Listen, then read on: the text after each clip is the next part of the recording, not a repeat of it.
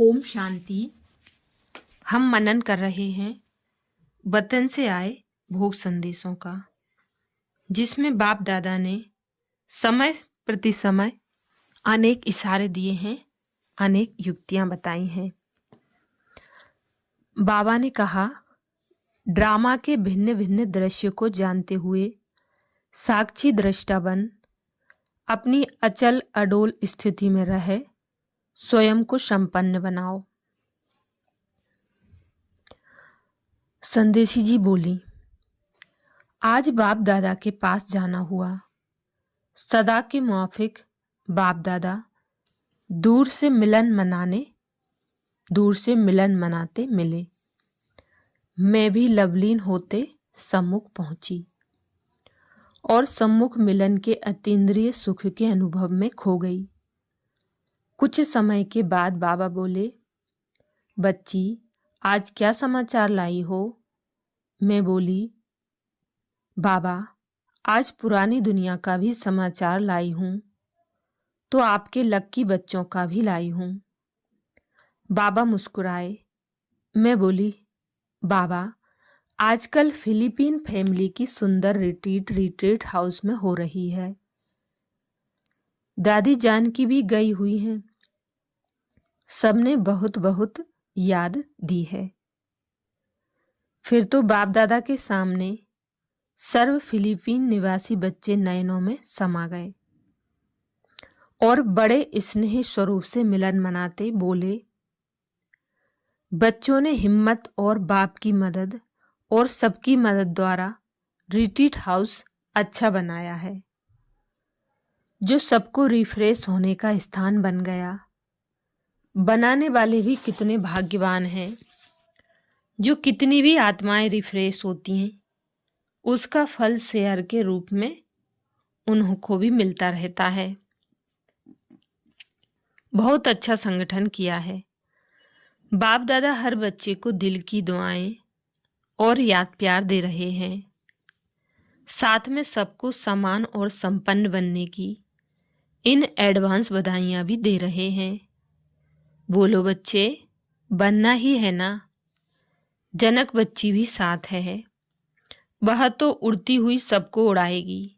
बोलो जनक के साथी, छोटे बच्चे लक्की बच्चे ऐसे हैं ना। जनक बच्ची को तो सदा उमंग है। तन मन समय सब सफल करने और कराने का तो सर्व को भी उमंग है ना। अब तो समय भी वार्निंग दे रहा है। प्रकृति भी अपना जलवा दिखा रहा है। भारत में विदेश में सब देख रहे हो। आप बच्चे तो जानते हो कि आत्माओं के कर्मों में भ्रष्टाचार, पापाचार बढ़ना ही प्रकृति को हिला रही है। लेकिन आप बच्चे तो हलचल में भी अचल अडोल साक्षी दृष्टा बन ड्रामा के भिन्न भिन्न दृश्य को जानते हुए स्वयं को संपन्न बनाने में लगे हुए हो। दुनिया परेशान होती, लेकिन आप नॉलेजफुल पावरफुल की शान में रहते, परेशान नहीं होते। लाइट हाउस माइट हाउस बन चारों ओर शांति और हिम्मत की किरणें फैलाते। दुनिया कहती, यह क्या हुआ, क्यों हुआ। बच्चों के मन में क्यों क्या क्या प्रश्न नहीं। सदा निर्भय मूर्त निराकारी निर्माणकर्ता स्थिति में प्रसन्नचित्त रहे, प्रसन्नता फैलाते रहते हैं। बच्चे अब समय है निर्बल को बल देने का, हिम्मतहीन को हिम्मत देने का, तीसरे नेत्र के महादानी बनने का। बस दिन रात मनसा वाचा और संबंध संपर्क कर्मणा द्वारा दाता बनो, विश्व कल्याणकारी बनो।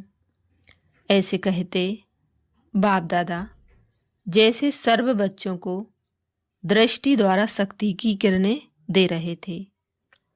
रजनी बहन, मीरा बहन, निर्मला बहन और सर्व साथियों को बाप दादा ने बहुत बहुत याद दी और मुझे भी दृष्टि देते विदाई दी। अच्छा, ये वोक संदेश 30 जुलाई 2005 का था। ऐसा ही एक और वोक संदेश जो 12 सितंबर 2001 का है, वो भी सुनेंगे।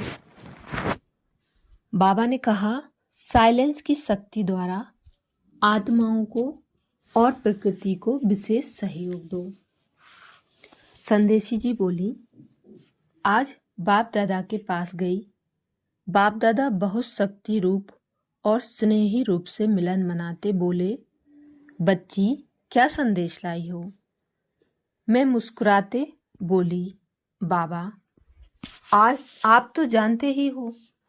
बाबा बोले, बच्ची बाप दादा तो सदा कहते रहते हैं एवर रेडी रहो, लेकिन साथ में यह प्रकृति भी समय समीप का इशारा देने के लिए घंटे बजाती रहती है। यह थोड़ी बड़ी घंटी बजाई है कि बच्चे अलबेलेपन से अलर्ट हो जाएं। बाकी तो प्रकृति द्वारा विनाश का साधन है साइंस, आप स्थापना वालों का साधन है साइलेंस। इसलिए जैसे वह फोर्स से कर रहे हैं, ऐसे आप भी और योग युक्त कर्मयोगी स्थिति का जोर शोर से पावरफुल याद का स्वयं द्वारा वायुमंडल बनाओ, डरो नहीं।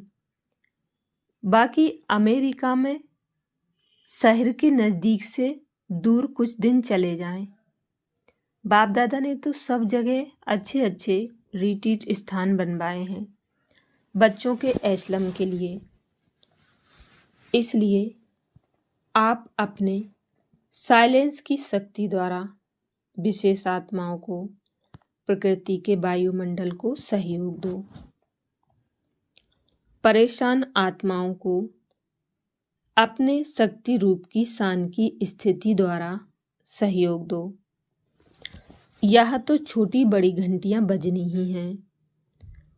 आपको अपना कार्य तीव्र गति से कराने के लिए अचल रहो, अडोल रहो, श्रेष्ठ वायुमंडल बनाने का सहयोग दो।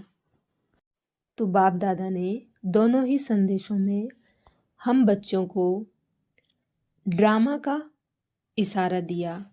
बाबा ने कहा, ड्रामा के भिन्न भिन्न दृश्य को जानते हुए साक्षी दृष्टा बन अपनी अचल अडोल स्थिति में रहे स्वयं को संपन्न बनाओ। और बाबा ने कहा, साइलेंस की शक्ति द्वारा आत्माओं को और प्रकृति को विशेष सहयोग दो। अच्छा, ओम शांति।